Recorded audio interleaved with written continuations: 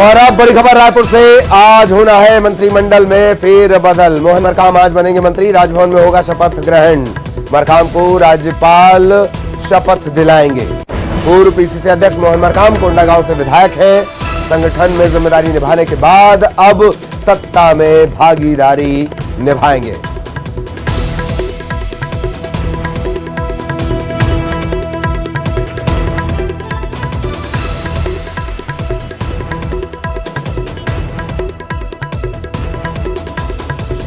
पूर्व पीसीसी अध्यक्ष मोहन मरकाम अब सत्ता में भागीदार। मरकाम की जिम्मेदारी अब दीपक बैज के पास और मरकाम अब संभालेंगे मंत्री की जिम्मेदारी। चुनावी मुहाने पर खड़ा है छत्तीसगढ़। और इस ऐलान के बाद से ही कि मोहन मरकाम चूंकि अब मंत्री बनने वाले हैं, उनके घर पर बड़ी संख्या में समर्थक पहुंच रहे हैं। मरकाम के समर्थकों में भारी उत्साह है। मरकाम ने कहा है कि जो जिम्मेदारी मिलेगी उसे वो पूरा करेंगे। मोहन मरकाम ने बीजेपी पर निशाना भी साधा और कह दिया, बीजेपी अपना घर देखे।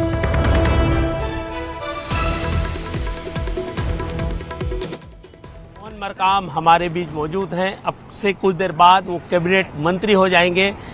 बताएंगे भैया, बड़ी जवाबदारी पहले थी और अभी भी है। पहले भी प्रदेश कांग्रेस कमेटी के अध्यक्ष के रूप में संगठन को मजबूती करने की भूमिका थी। अभी सरकार में आने के बाद एक बड़ी भूमिका होगी। दोनों के दायित्व अलग अलग थे, मगर इसमें एक छत्तीसगढ़ की 2 करोड़ जनता की अपेक्षाओं उम्मीदों पर खरा उतरने की एक बड़ी जवाबदेही और जिम्मेदारी है। मैं इसके लिए माननीय मुख्यमंत्री जी का दिल से धन्यवाद देना चाहता हूं। हमारा केंद्रीय नेतृत्व का दिल से धन्यवाद देना चाहता हूं। उस लायक मुझे समझा और एक बड़ी भूमिका में मुझे इस दायित्व को दिया गया है। बड़ा बीजेपी तंज कस रही है, लेकिन मैं समझ रहा हूं कि कांग्रेस की सधी हुई रणनीति के तहत बीजेपी चारों खाने चित होती नजर आ रही है। स्वाभाविक है, भारतीय जनता पार्टी अपने घर को देख ले और संगठन को और सब नेताओं को एकजुटता करे। भारतीय जनता पार्टी का उसी में भलाई है। दूसरे के घर को ताक झाक करने से कोई फायदा मिलने वाला नहीं है। प्रायोरिटी क्या रहेगी भैया? मंत्रिमंडल में जाएंगे, बहुत सारे काम है करने हैं। नहीं, देखिए, माननीय मुख्यमंत्री जी का विशेष अधिकार है, क्या पोर्टफोलियो देते हैं उसके आधार पर आगे तय होगा कि माननीय मुख्यमंत्री जी क्या जिम्मेदारी मुझे देते हैं। ये बिल्कुल हम भी बधाई दे रहे हैं न्यूज 18 परिवार की ओर से। और ये कहा जा सकता है कि देखिए, समर्थक हैं, बड़ी संख्या में यहाँ पर आए हैं और दूर दराज से, चाहे वो जसपुर से हो, कोंडागांव से हो, बस्तर से हो, तमाम क्षेत्र से, प्रदेश भर के जो उनके समर्थक हैं वो आए हैं। लंबे समय तक संगठन में काम भी किए। इससे पहले मोहन मरकाम ने कहा है कि 3 साल तक कार्यकाल था, 1 साल उसे बोनस के रूप में दिया गया।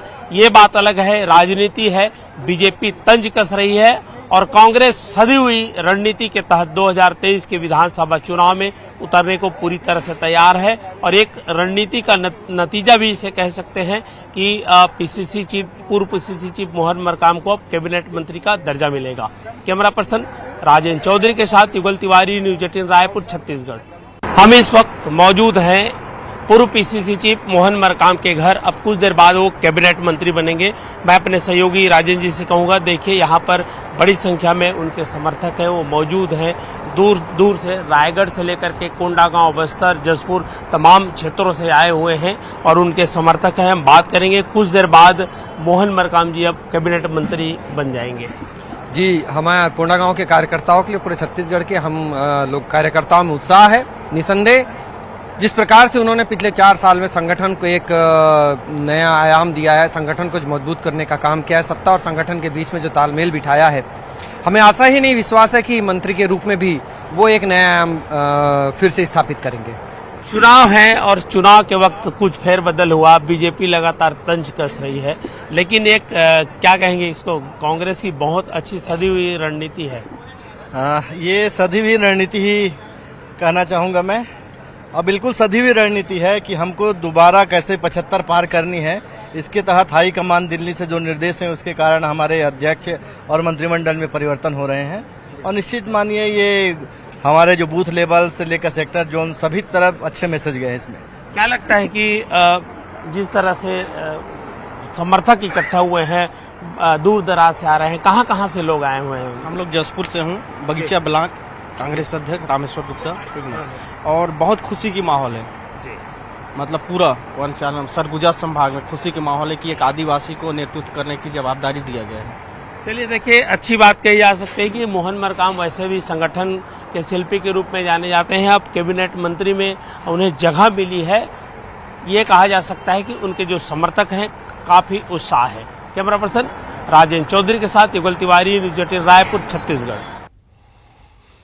और अब दिल्ली से मिल रहा है बड़ा अपडेट यूसीसी को लेकर। समान नागरिक संहिता, यूनिफॉर्म सिविल कोड, विधि आयोग को यूसीसी पर सुझाव देने का आज है आखिरी दिन। आयोग को अब तक 50 लाख से ज्यादा सुझाव मिल चुके हैं। ऑनलाइन ऑफलाइन सुझाव भेजे गए हैं। कुछ संस्थानों ने व्यक्तिगत सुनवाई की मांग की है। आयोग ने यह प्रक्रिया शुरू की थी। सुझाव मांगे गए थे विधि आयोग की तरफ से और लोगों ने सुझाव दिए हैं। 50 लाख से ज्यादा सुझाव मिले हैं। कुछ लोग चाह रहे हैं कि इस मामले पर सुनवाई भी होनी चाहिए। दिल्ली से सहयोगी विनीत इस वक्त हमारे साथ जुड़े हुए हैं। तो विनीत, सुझाव आए हैं 50 लाख से ज्यादा सुझाव, ये भी मांग की जा रही है कि सुनवाई भी होनी चाहिए। अपडेट दे जरा। जी निश्चित तौर पर मैं आपको बताना चाहूंगा कि 1 महीने के लिए विधि आयोग ने सुझाव मांगे थे, आम लोगों से सुझाव मांगे थे और साफ तौर पर इसी की कड़ी में आज आखिरी दिन है और 50 लाख से अधिक, जैसा कि हम लगातार अपने दर्शकों को बता रहे हैं कि 50 लाख से अधिक सुझाव जो है वो दिए गए हैं। इसमें सुझावों में साफ तौर पर कुछ ऐसे संस्थान हैं जो हमें जानकारी मिल रही है, उन्होंने विधि आयोग के साथ संपर्क स्थापित किया है और उन्होंने यह मांग की है कि वो जो अपने सुझाव देना चाहते हैं वो व्यक्तिगत तौर पर सुझाव देना चाहते हैं, जो वर्बल जो जिन्हें हम कह सकते हैं वो देना चाहते हैं और इसकी भी उन्होंने मांग की है। हालांकि अब यह देखने वाली बात होगी क्या विधि आयोग इस तरह के किसी वर्बल जो सजेशंस होते हैं उसको कितना एंटरटेन करती है, उसको कितना मानती है, यह देखने वाली बात होगी। लेकिन विभिन्न संस्था जो है वो अपनी ओर से लगातार प्रयास जो है वो कर रहे हैं। मैं आपको यह भी बताना चाहूंगा कि यह एक बड़ी चुनौती भी विधि आयोग के लिए भी होगी कि जिस तरह से 50 लाख से अधिक में सुझाव मिले हैं उसे पूरी तरह से पढ़ा जा सके, उसे समझा जा सके और इसके आधार पर एक रिपोर्ट जो है वो तैयार की जा सके कि आखिरकार यूसीसी जो है समान नागरिक संहिता जो है उसे किस तरह से लागू किया जा सके या फिर यह जो वक्त है वह इसे लागू करने का सही वक्त है या नहीं, इसको लेकर के फैसला लेना या फिर अपनी सुझाव जो है वो सरकार को देना, यह काफी महत्वपूर्ण हो जाता है। लेकिन यह सबसे बड़ी बात यह है कि 1 महीने के जो कवायद शुरू हुई थी वह आज में खत्म हो रहा है। आखिरी दिन है आज। विधि आयोग ने जो सुझाव मांगे थे उसका आज आखिरी दिन है। अब यह देखने वाली बात होगी कि लोग इसे कैसे देखते हैं। हालांकि मैं आपको बताना चाहूंगा कि विभिन्न तरह के जो प्रतिक्रिया है सरकारों की ओर से भी विभिन्न तरह की प्रतिक्रिया जो है वो हमें इस बीच में देखने को मिली है। जी जी, चलिए बहुत बहुत धन्यवाद आपका इस तमाम जानकारी के लिए। और अब आगरमालवा से मिल रही है बड़ी खबर। तेज बारिश के बाद कानड़ शाहजहांपुर रोड बंद हो गई है।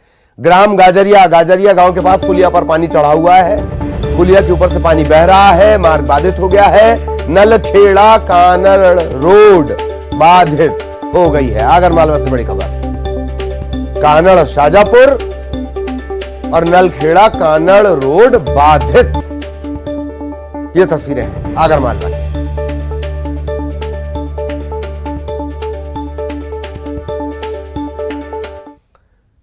इधर शाहजहांपुर में भी लगातार बारिश का सिलसिला जारी है। बारिश के चलते उफान पर नदी नाले और लोग जान जोखिम में डालकर सफर कर रहे हैं। लखुंदर जादमी पुल पर जानलेवा सफर किया जा रहा है। तिलावत मैना गांव में लापरवाही की तस्वीरें सामने आई हैं। पानी के तेज बहाव से भी लोग गुजर रहे हैं। जान जोखिम में डालकर नदी पुल पुलिया ये रपटे पार किए जा रहे हैं।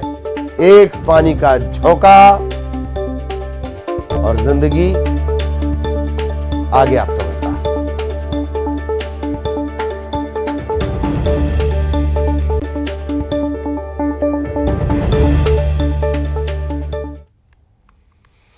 और अगले 3 दिनों में शुरू हो सकता है तेज बारिश का दौर और एक बार फिर झमाझम बरस सकते हैं बदरा। मौसम विभाग ने 8 जिलों में भारी बारिश की चेतावनी जारी की है। अगले 24 घंटे भी भारी पड़ने वाले हैं कई जिलों के लिए। भारी बारिश हो सकती है। उत्तर पश्चिमी बंगाल की खाड़ी में चक्रवात बना हुआ है जिसका असर मध्य प्रदेश पर भी पड़ेगा। 16 जुलाई को चक्रवात के एक्टिव होने से ज्यादातर जिलों में भारी बारिश होगी। मध्य प्रदेश में अब तक सामान्य से 15% ज्यादा बारिश हो चुकी है।